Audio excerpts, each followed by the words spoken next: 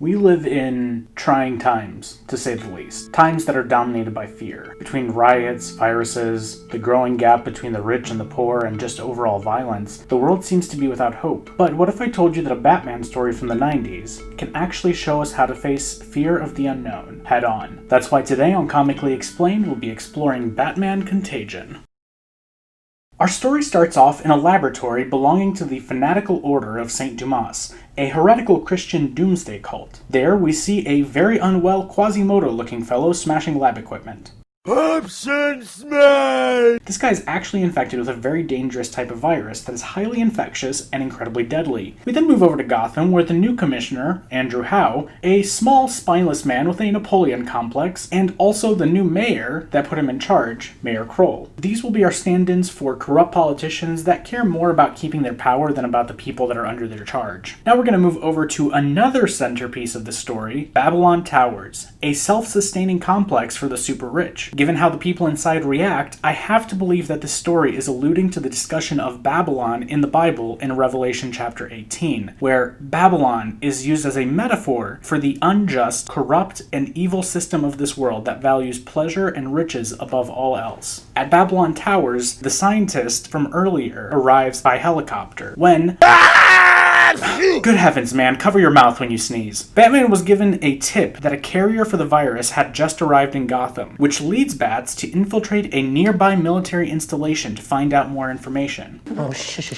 There, he finds out that whoever this virus carrier is, they've landed at Babylon Towers. Meanwhile, the man who just arrived to the towers tells the elites that the Order of St. Dumas is planning on releasing a deadly virus on Gotham, and then the world, obviously, and that they need to come up with a plan for survival. So the wealthy decide that they will hole up in the towers to protect themselves while the world around them perishes. And, because they don't want the plebeians that work for them to be saved, they send them all home, which I'm sure will be just... Seriously, does no one know how to cover their mouths? Batman and Robin decide to go to Babylon Towers to get more information, but listen from the outside, so that they don't risk exposure to the virus. Unfortunately for the residents of Babylon, they find out that the virus is already in the building with them. They do learn, however, that Gotham wasn't the first place to face this disease. The virus was first tested in Greenland, and there was one survivor. Oracle manages to get the identity of the survivor, which means that he may be their only chance at formulating a cure. Cutting back to the towers, the elites are scrambling to find the survivor, also believing that he may be the key to a cure. They put a bounty of $5 million on the survivor's head. So, now the race is on to find the man. The difference between Batman and the elites is that the wealthy only want the survivor for their own needs, and would damn Gotham and the rest of the world for their own gain by selling the cure only to those who can afford it. Meanwhile, the virus begins to spread in Gotham City, and every moment results in lives lost. While Batman tries to keep order in Gotham to slow the spread of the disease, he's tasked Robin with finding the last survivor, who is located in Canada. Unfortunately, Robin isn't the first person to get there. Catwoman is on the prowl after the elites waived $5 million for the guy's capture. Even though they fight for a bit, she decides that she can help Junior find the guy to help Batman and get her reward. And so they go off and they work as a team. Well, mostly. They find out that this guy has a remote cabin in the woods, and so they go after him. Back in Gotham, we see the disease spreading even further, as we see the... You know, apocalypse virus or not, Gotham's just kinda doomed. Selina and Tim arrive at the cabin where they meet the survivor, but the party is crashed by Azrael, Nobody expects the Spanish Inquisition! who is working for Batman and doesn't realize that Catwoman's on their side. During this little kerfuffle, more goons with guns show up to take the guy in. Robin tries to make a run for it with the guy, but things get out of hand. Before he dies, he tells the gang that there were 2 additional survivors and gives Selina his journal to help her. Robin also takes a sample of his blood so that they can try to synthesize a cure from it. Meanwhile, Mayor Kroll sends the National Guard and other units to the hospitals to quarantine the areas. He intends to cover up the virus and just let it die out. Unfortunately, it here means letting a bunch of people die and pretend like nothing happened so that he can get reelected. On the flip side, we have the media that catches on to the situation because, you know, the military's so subtle. They decide to run the story without having any information and cause panic because they can get more ratings that way. I mean, when has the media ever sensationalized a disaster or a tragedy in order to get more people to watch their crummy networks? I think that you guys can see the parallels to our current situation. Politicians that care more about their public image and economic incentives, and a media that mishandles the truth in order to get more views. Both of these have greed and fear at their roots, with too much care for things and too little care for people. Obviously, both do things that are not inherently bad. Strict quarantine of a deadly disease isn't bad in and of itself, but Kroll is doing it for selfish and fearful motives. It's not bad for the media to inform the public, but they do so in a way that causes panic and in a way that brings harm to people. One of the things that we need to constantly check ourselves on is our motivations. Whatever policies we support, we need to make sure that we prioritize people first. Anyway, getting off the soapbox, Commissioner Howe is informed of the broadcast. You start seeing a disconnect between the cops and their new commissioner. Meanwhile, Catwoman and Azrael manage to find Fong, one of the survivors. Fong has developed a bit of an ego after surviving the virus. He no longer feels pain, and now he thinks that he's actually invincible. The two fight their way to Fong, who then decides to prove that they can't threaten him by plunging a knife into his throat. I'm invincible! Hope seems to keep dwindling for Gotham's survival, as more and more people fall ill.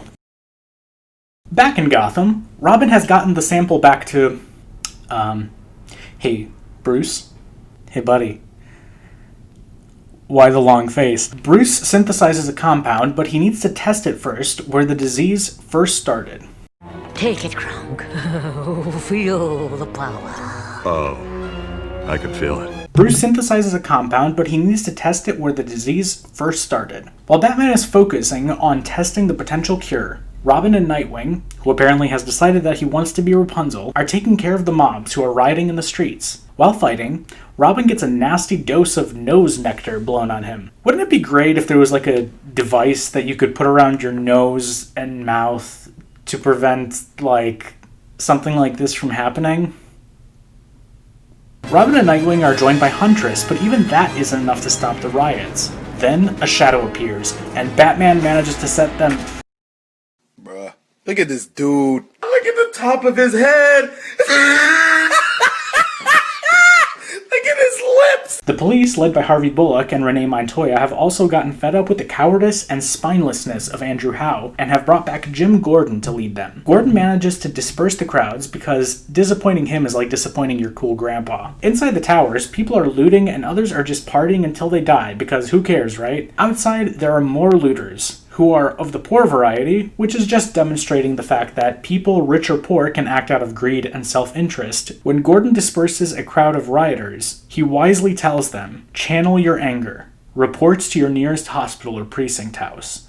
Ask them how you can help. Despite the early victories, not all is well. Tim Drake has contracted the disease and needs to be rushed back to the manor. Batman and Gordon continue to fight together, and even Selina joins Batman, even when there's no longer any monetary reward. This is the ultimate difference between our heroes and villains. One group is motivated by personal gratification, whether that be through money, economic stability, appeasing one's personal sense of vengeance, power, status, whatever. In the end, all of this goes up in flames. Remember when I mentioned Revelation 18? Just listen to how it describes the world system that's built on idols that people worship. Fallen, fallen is Babylon the Great. She has become a home for demons and a haunt for every evil spirit.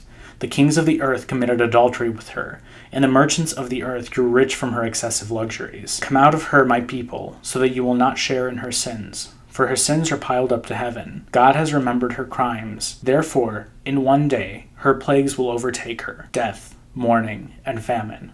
She will be consumed by fire, for mighty is the Lord God who judges her. What's the takeaway from this? Well, for one, check your motives. The story shows that greed isn't a quality that's unique to the rich. Ask yourself, do I value people or property? Do I want to boost my own ego or my reputation, or am I seeking the betterment of my neighbor? Secondly, do something. There's nothing wrong with being a keyboard warrior, but put your words into action. If you're concerned about the hardships that come with the economy closing down, maybe you can help support people in your community who are struggling. Call your friends. Call your family. Text that person who's in your phone that you've hardly ever spoken to, and just ask them if they're all right. In times of difficulty, it's really easy to see the world on fire and to feel alone. But more often than not, we're not alone. It's when we come together that we can overcome our present circumstances. So, how does the story end? Well, if you're interested, you should go check it out. The story is on the DC Universe, and it's a solid action thriller. Chuck Dixon, who's the writer of this story, is pretty good at that genre. I'd say it's definitely well worth a read. Anyway, if you enjoyed this video, feel free to give it a like, and maybe subscribe to the channel for more videos like this. Hope you all have a good rest of the week, and stay safe out there.